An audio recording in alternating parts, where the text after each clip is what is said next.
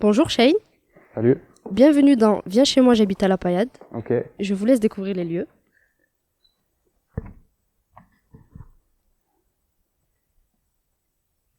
Si vous voulez, vous pouvez commenter en même temps que vous voyez, nous dire ce que vous... Ouais, je remarque que tu t'es trompé, on voit bien ma moto et c'est effectivement pas une Triumph. T'as fait erreur. Autant pour moi. Quelques affiches de films. Alors, c'est bon d'avoir appris à ses dépens, ce qu'on a besoin de savoir. Ah ouais, belle référence. J'aime beaucoup ce livre. C'est votre livre préféré, il me semble. Ouais, c'est un des livres qui m'a marqué. C'est Keshish qui m'a demandé, enfin qui m'a invité à le lire. Et ouais, c'est un beau livre, c'est un truc qui m'a marqué, ouais, que je conseille. Ça va, le décor vous plaît pour l'instant? Ça va, je vois des marraines de qualité devant moi. Si vous voulez bien, je vais commencer par une petite présentation de vous et de votre parcours. Mais tu vas vraiment me bouvoyer pendant tout le truc ou... C'est comme tu veux. Allez, vas-y, ça marche. Je te Merci. tutoie ou je te vous vois du coup? Non, tutoie. Ça marche. Donc je vais commencer par te présenter et ton parcours. Ouais. Donc n'hésite pas à intervenir s'il y a des oublis. Ok, Je vais te laisser t'asseoir sur la table haute à ta droite. ok. Donc Shane, tu es né le 25 mars 1996 à Montpellier. Ouais, si vous pouvez un poil monter le son, ce sera bon, mais sinon c'est pas grave. Sinon on crie. Est-ce que tu m'entends mieux? Ouais, ça va, t'inquiète. Ok. Donc Shane, tu es né le 25 mars 1996 à Montpellier. Ouais, Ton père est d'origine algérienne et ta maman d'origine marocaine. ouais. Tu es le cadet d'une fratrie de 3 garçons. Donc- Je suis celui du milieu. Ok. Donc tu as grandi à Fabrègues, une commune près de La Paillade. Ouais, Sportif dans ta jeunesse, tu as pratiqué le football et l'athlétisme. ouais. Et aujourd'hui, tu es un acteur reconnu dans plusieurs films, tels que Make to My Love, Canto Uno, Placé pour la France et plusieurs films pour la télévision. Plusieurs films pour la télévision, non, mais sinon on est bon. Là, L'été nucléaire aussi qui était au cinéma, et sinon j'ai une petite apparition dans une série qui s'appelle Les Sauvages sur Canal+, et des courts-métrages, ouais. Sinon on est bon. Ok. Donc depuis 2 jours, suite à l'invitation de Unisson, tu as rencontré quelques collégiens. Est-ce que ces collégiens sont intéressés par le cinéma? Plus ou moins, mais ils sont curieux. Ouais, on a rencontré des collégiens, des lycéens. C'est pas la première fois que je le fais, mais à chaque fois c'est cool. Là, ils ont vu le film Placé, donc ils avaient plein de questions sur le fonctionnement du cinéma. Et ils étaient curieux, ouais, de savoir comment ça fonctionne et comment on est acteur. Quels sont les autres métiers aussi du cinéma, comment on participe à la création d'un film. Ouais. Et est-ce que lors de ces échanges, il y a eu une question qui t'a interpellé plus particulièrement? Non, je crois qu'à chaque fois, après quelques minutes de discussion, ils se libèrent un peu, et ils posent des questions sur tout, et il y a aucune question qui m'a étonné plus que ça. Très bien. Et toi, quand tu étais au collège, est-ce que tu rêvais de cinéma? Pas du tout. Non, j'étais bien loin de cet univers-là. C'est pas du tout. J'étais pas cinéphile. Je regardais pas tant de films que ça. Je passais plutôt mes journées dehors et je faisais plus du sport, ouais. Mais non, je rêvais pas de cinéma, non. En parlant de tes rêves, à tes pieds, tu peux trouver une valise que je vais te laisser ouvrir et découvrir son contenu si tu le veux bien. Ok. Ça part en escape game là, attends. Ah ouais. Ok. Tu peux te servir hein, Ok, les j'ai gâteaux, le thé.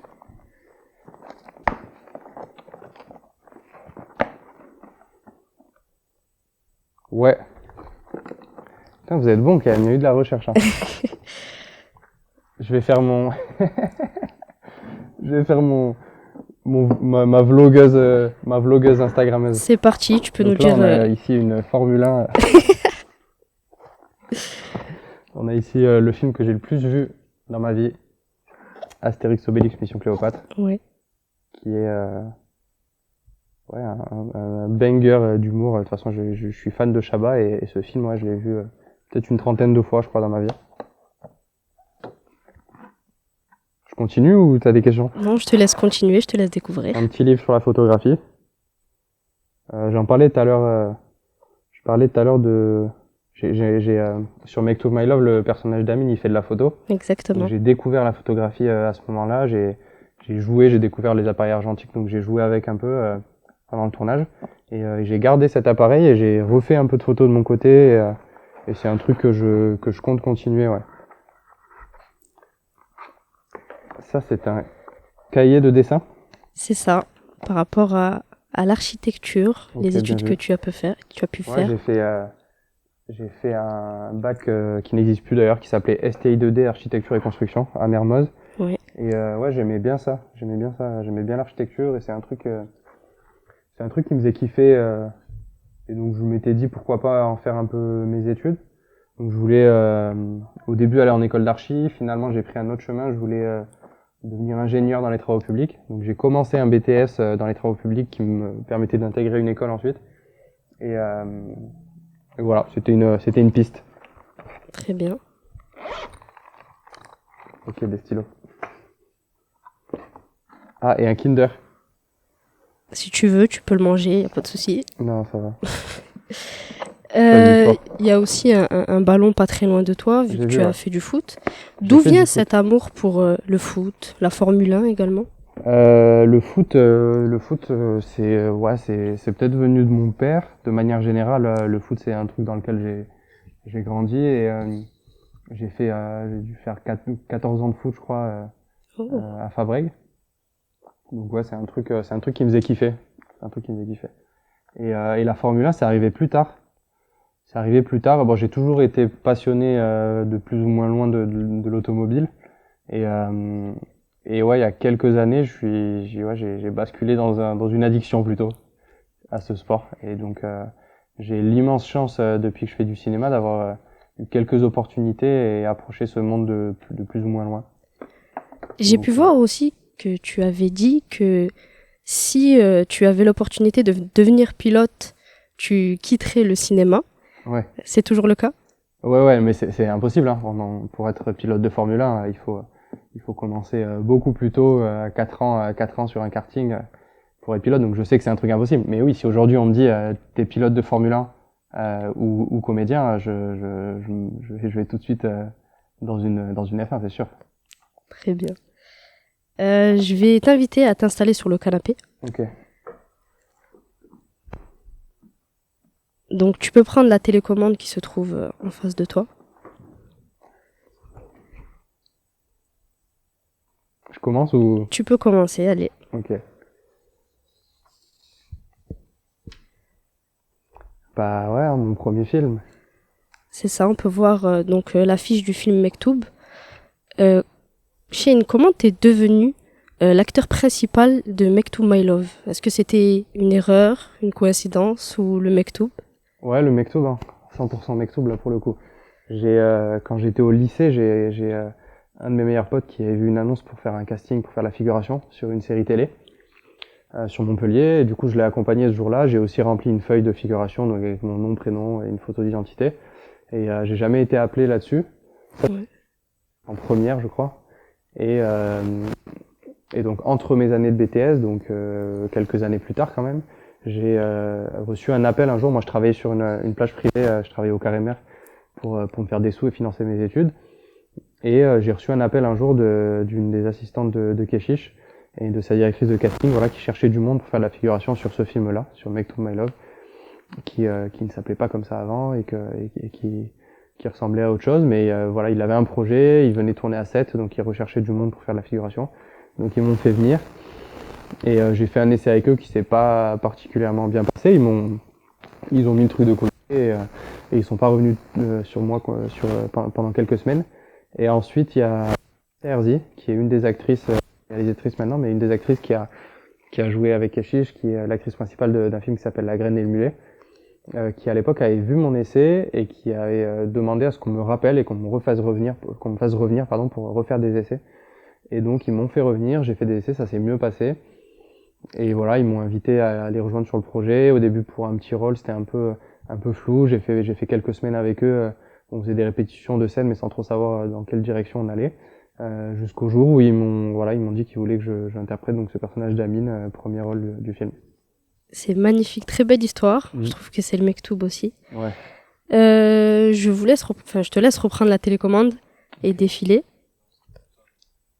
Pour la France. Donc on peut voir un peu les films que tu as pu faire. T'as déjà une carrière bien remplie pour un âge si jeune. Quel film t'a fait le plus grandir ou t'as le plus appris? Je vous ai dit qu'il y a quelqu'un qui rentre, je le monte en l'air. Je rentre, bienvenue. Fais comme chez toi. Toi, t'es arrivé au mauvais moment, toi.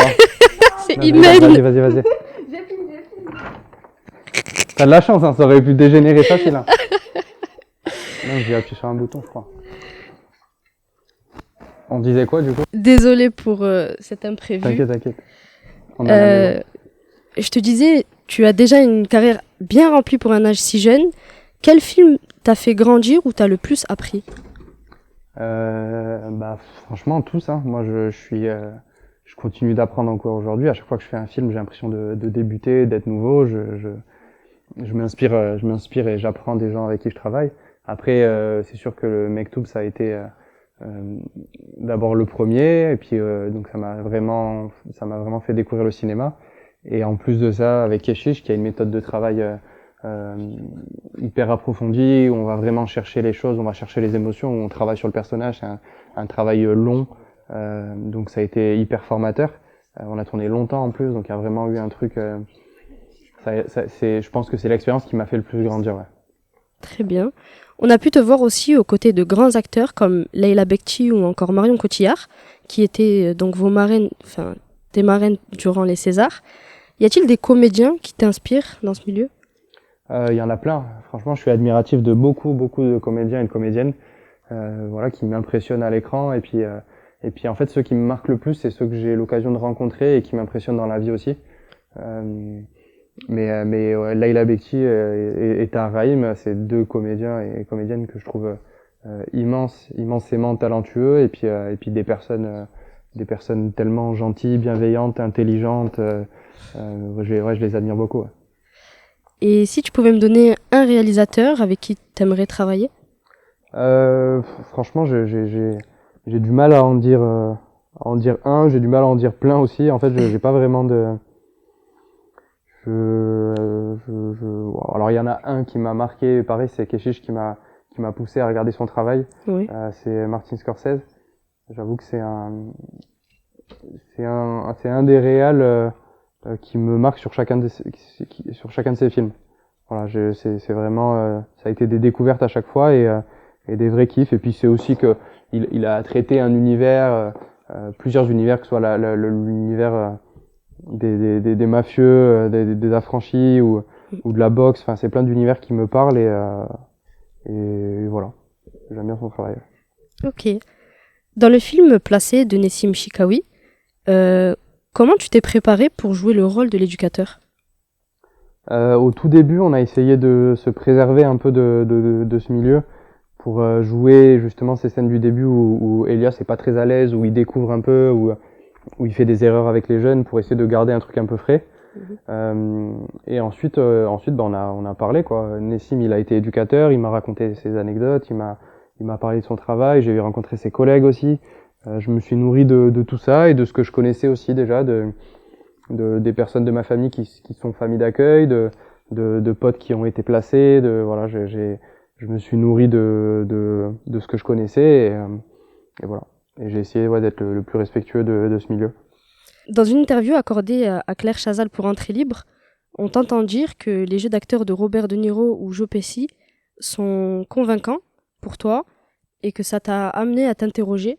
En reprenant tes mots, tu disais « Ma naïveté est de me demander est-ce qu'ils ont vécu des choses comme ça dans leur vie pour être aussi justes dans leur jeu ?» Est-ce que tu le penses toujours? Non, c'était vraiment un truc de début ou même avant même que je fasse du cinéma. C'est ce truc en voyant Forrest Gump, de me dire vas-y, est-ce qu'il est vraiment comme ça? Est-ce qu'il est comme ça au quotidien et du coup ils en ont fait un film ou est-ce que c'est un acteur et est-ce qu'il s'inspire de quoi? Enfin comment il est arrivé à ça? Et dans Les Affranchis avec Joe Pesci, avec De Niro, c'est pareil, c'est des comédiens qui amènent un truc qui me donne une dimension immense à leur personnage et dans cette ambiance là de mafia, d'affranchis, je trouve qu'ils sont parfaits, ils sont juste parfaits dans leur rôle. Donc aujourd'hui nous sommes dans le quartier de la Paillade, un quartier populaire que tu as peut-être fréquenté. Et je voulais savoir comment tu percevais la condition des habitants des quartiers populaires. Euh, je pense que il y a un truc, enfin, comment dire, nous on a un truc hyper positif de tout ça dans le sens où je pense que en parlant à n'importe quel jeune de quartier, quand il te parle de son quartier ou d'un moment où il a vécu dans un quartier ou de la fois où il est allé chez ses cousins dans un quartier, peu importe, Ouais. il y a un truc tellement familial, ça nourrit quand même beaucoup de bons souvenirs, je pense que c'est les plus gros fous rires, les plus gros pleurs de rire que j'ai eu, c'était dans les quartiers. Il y a un truc vivant de famille où tu peux te retrouver à aller bouffer chez des Maliens au 5e et puis leur ramener du couscous le lendemain. Enfin, il y a un truc familial qui fait du bien. Après, voilà, il y a plein de problèmes. Je sais pas si je suis le mieux placé pour en parler ou si j'arriverai à, à avoir un avis ou parler de politique comme ça, mais je pense qu'il y a encore des problèmes, que c'est encore trop mis de côté, trop mis à distance, que, que l'invitation au centre-ville pour les jeunes de quartier, elle se fait pas encore assez, même si ça va dans ce sens grâce aux assos euh, voilà, avec lesquels on est là encore aujourd'hui, que ce soit Unisson ou KNA. Je pense qu'il y a un truc d'ouverture, mais mais ouais, c'est encore, je pense que le reste du monde est encore trop fermé à l'échange envers les quartiers. Et c'est dommage, mais moi je suis quelqu'un d'optimiste et je trouve que ça va dans une bonne direction quand même. Ok. Shane, l'émission touche bientôt à sa fin. Je te laisse appuyer une dernière fois sur la télécommande. On va finir sur un extrait de ton livre préféré de Siddhartha. Ok, Si tu veux bien me lire cette citation à voix haute, s'il te plaît. c'est celle-là, je crois. Siddhartha ne bouge pas, il attend, il réfléchit, il jeûne, mais il passe à travers les choses du monde comme la pierre à travers l'eau, sans rien faire, sans bouger, attiré par son but. Il n'a qu'à se laisser aller, car dans son âme, plus rien ne pénètre de ce qui pourrait l'en distraire. Si tu peux me dire ce que t'inspire cette citation.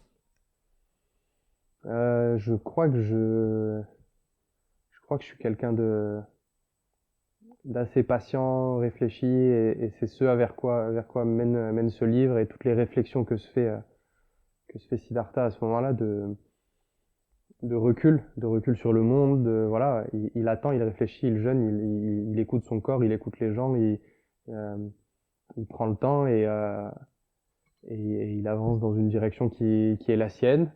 Il se trompe de chemin et il en tire du positif à chaque fois pour continuer dans une direction qui, euh, qui peut être différente. Ça lui arrive de faire des erreurs, de se tromper. Du moins, il a des buts, il va jusqu'au bout et puis il en tire des leçons et puis il n'hésite pas à prendre d'autres directions ensuite, toujours dans cette quête-là de sagesse, de réflexion, de connaissance.